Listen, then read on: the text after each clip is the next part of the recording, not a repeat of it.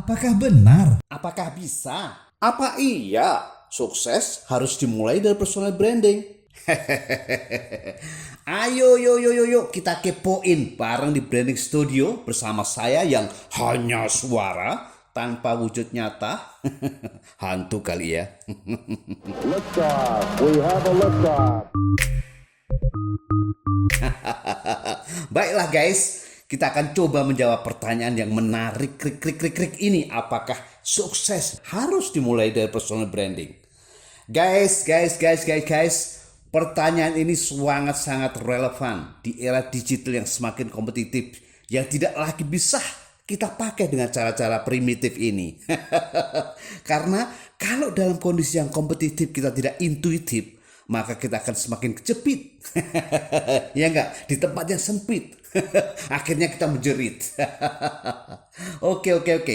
Intinya guys, bahwa personal branding memang diharuskan agar nilai beda kita bisa diintip oleh siapapun yang ingin ngepoin kita gitu loh.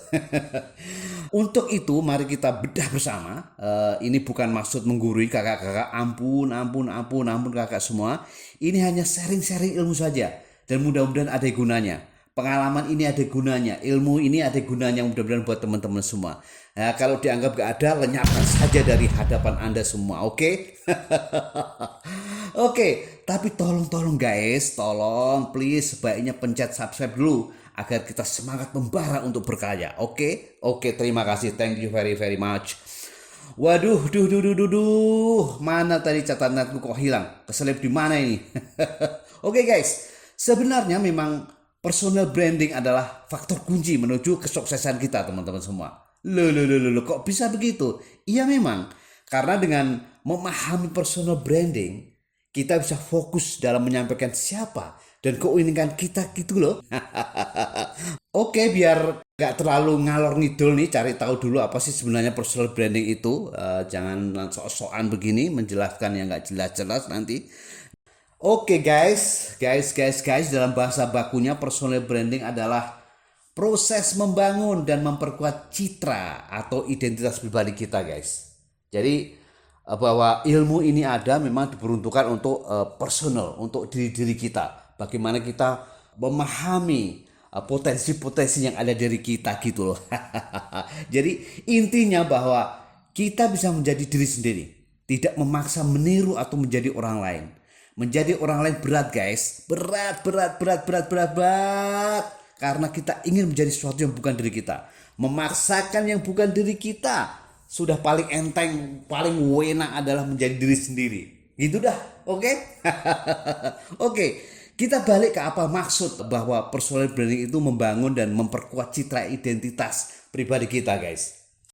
Pada dasarnya, personal branding intinya adalah bagaimana reputasi kita ini terkelola. Sehingga maksud dari personal branding adalah mengelola itu agar kita bisa konsisten dalam setiap komunikasi dan tindakan kita, tidak melenceng sono, melenceng sini dari kelebihan keahlian serta keunikan yang kita miliki guys. Karena kita memiliki keunikan satu-satunya di dunia, gak ada yang lain. Dan itu milik kita. Dan itu kita harus gali guys. Misalnya kakak-kakak ahli dalam bidang tertentu, misalnya matematika, yang perlihatkan saja keahlian itu. Dan gak perlu menunjukkan keahlian main gitarmu yang mungkin jago dan main drummu jago juga, atau yang lain. Begitu juga yang main gitar, gak perlu juga memang fokusnya di main gitar, di main musik, di kesenian, tapi memperlihatkan kejagoan matematikanya. Jadi ya mungkin sebagai additional keunikan boleh, tapi fokus kita harusnya tidak di situ. Guys, karena hidup cuma sekali dan tentunya kita hanya akan maksimal kalau kita fokus pada satu bidang yang kita unggul, kita punya kelebihan di situ dan kita senang melakukannya guys. Mohon maaf nih, ampun, ini bukan menggurui. Tapi itu fakta dari apa yang sudah orang terdahulu lakukan seperti kakak kita, bapak kita, kakek kita dan seterusnya. Mereka hanya sukses dan fokus pada satu hal yang mereka sukai untuk dilakukan dan menonjol pada diri mereka. Nah, itu kuncinya guys. Nah, terus apa sih apa-apa yang dong dianggap kunci untuk mencapai kesuksesan itu? Sebenarnya sudah terspill di atas guys. Itu nilai beda atau diferensiasi guys. Terus apa sih maksudnya diferensiasi itu? Diferensiasi maksudnya adalah tunjukkan atau tonjolkan. Kata menonjol berarti akan terlihat lebih di permukaan yang datar guys. sorry itu bercanda, maaf. Tapi dari tadi sudah subscribe belum? Nah, mending subscribe dulu guys. Ayolah dukung agar semangat membara 45 guys. Jadi kalau kembali tentang maksud menonjolan itu adalah menonjolkan keahlian dan kualitas unikmu. Terus apa sih maksudnya? Opo maning itu perbedaan yang unik itu? Misalnya gini guys, dari sisi keahlian dan keterampilan. Keahlian dan keterampilan khusus dan memang itu kamu pelajari dan ambil waktu sekolah atau kuliah. Ini boleh dibilang keahlian khusus dari kursus, supaya ingat saja, keahlian khusus dari kursus. Dan keterampilan itu bisa dari sisi teknis dalam bidang kamu. Jadi kalau ahli matematika jangan dicampur not balok gitu loh maksudnya. Lalu guys, dari sisi keahlian dan keterampilan bidang itu juga tentunya tunjukkan juga dengan cara terampil mengkomunikasikannya. Karena bahwa komunikasi adalah penting. Karena itu akan menjadi judgement dari orang yang melihat potensi kamu dan ingin meng-hire kamu atau bekerja sama dengan kamu. Ini sangat menentukan bahwa keahlian, keterampilan kamu juga komunikasi kamu guys. Lalu kemudian yang kedua atau numero duo dalam bahasa Italinya atau juga nomor loro dalam bahasa Jawanya. Sorry bercanda lagi tuh. Yang kedua yaitu mendukung keahlian itu ada hal yang harus secara personal kita tunjukkan. Namanya juga personal branding. Terus apa itu? Ada pepatah guys yang terlempar, terdampar, dan tersebar di medsos di penjuru dunia guys. Bunyinya begini. You don't hire for skills. You hire for attitude. Nah, wopo maning. Singkatnya gini guys. Carilah orang-orang dengan sikap baik. Sifat-sifat seperti antusiasme, kerendahan hati, etos kerja yang baik, integritas, inisiatif, semangat membara, kepribadian yang positif. Karena bahwa memang sifat-sifat kepribadian seperti ini hampir mustahil untuk dipelajari guys. Karena apa yang kakak-kakak punya tentang karakter positif itu gak bisa dimiliki orang lain. Dan itulah yang sebenarnya yang harus dikelola dalam diri kita. Gitu guys. Wah, sok-sokan nih. Sorry guys. Ya terkadang kita juga sering suka-suka sendiri. Kadang-kadang kita merasa terserah lah. Kalau mau ya begini, kalau gak mau ya sudah, terserah. Guys. Kalau memang kita mau jadi seniman murni ya boleh saja begitu. Tapi ingat bahwa dalam perjalanan mencapai tujuan, kita mau gak mau akan dan selalu berhubungan dengan orang lain guys. Karena kita adalah terkategori sebagai makhluk social animal. Dan kita butuh orang lain mau gak mau. Tapi bukan berarti kita harus menjadi orang lain. Cukup menjadi diri sendiri. Dan sikap itu memang harus kita kelola agar tidak mendistrak keahlian dan keterampilan yang kita miliki. Dalam arti bahwa kita punya keahlian, kita punya kelebihan dan keunikan, tapi sikap kita tidak bisa terima. Itu adalah hal yang mendistrak tentang keunikan kita sendiri guys. Sorry guys, sok menggurui ini. Sorry. Dan gini guys, memang guys, pengalaman dan keterampilan dapat diperoleh, tapi kalau sikap adalah sesuatu yang melekat pada diri kita. Kita sendiri yang harus mengolah itu guys. Jadi guys, bahwa skill dan attitude itu sebagai bentuk dan prioritas yang harus dikelola dan diimplementasikan. Gak usah malu lah guys. Karena gak ada orang yang akan menjelaskan diri kita kepada orang lain kecuali diri kita sendiri. Karena keaslian kita ada diri kita. Orang lain bisa menambah-nambahkan atau bahkan mengurangi. Iya gak sih? Kecuali ada orang dalam. Itu sih nggak banget. Jangan sekali-kali itu. Ya ada li 1-2 tapi ya biarkan begitu. Tapi apakah kita harus mengandalkan ordal terus? Kan nggak mungkin guys. Oke guys, poinnya adalah bahwa sukses itu butuh personal branding. Dalam arti kita harus mengelola dan menata keahlian, keterampilan dan tentunya karakteristik kita guys. Tapi sebelum kita akhir video ini guys, ada 3 hal penting yang kita harus catat di sini. Ya kalau nggak mau nyatet ya nanti puter aja video ini terus dan terus. Terima kasih kalau gitu. Oke, apa itu? Yang pertama adalah autentisitas. Menjadi diri sendiri dan menonjolkan keunikan serta nilai unik kita itu hal penting.